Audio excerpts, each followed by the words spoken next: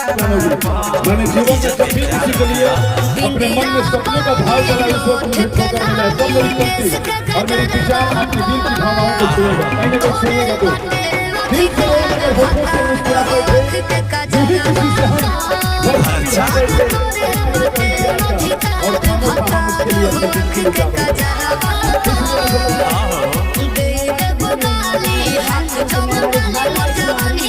सारे साथी हमारे मेरा भाई से काम आ रही है तो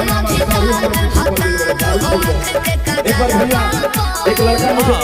डिप्रेशन में डाल दिया था तो मैं जाकर अपनी बीवी से एक बात कर दिया दिल वाले पिक्चर का डायलॉग कि मुझे जिया है हमारे प्यारे मेरी कश्ती वहाँ डूबी जहाँ पानी ही कम था और सभी कहेंगे कि तेरी जवाब मेरी बीवी है। उसने मुझे ठीक उसी वक्त जवाब दिया तुम यही गल है तुम्हारे भेजे में कहाँ दम था क्यों गया जहाँ पानी ही कम था। इसलिए मैंने सोचा कि भैया जीवन में आगे बढ़ना है तो अपने आप को नियंत्रण में रहना पड़ेगा। अब भैया जरा सर पर हावी हो गई मोहब्बत तारा लोग कहता नहीं रोकिए ना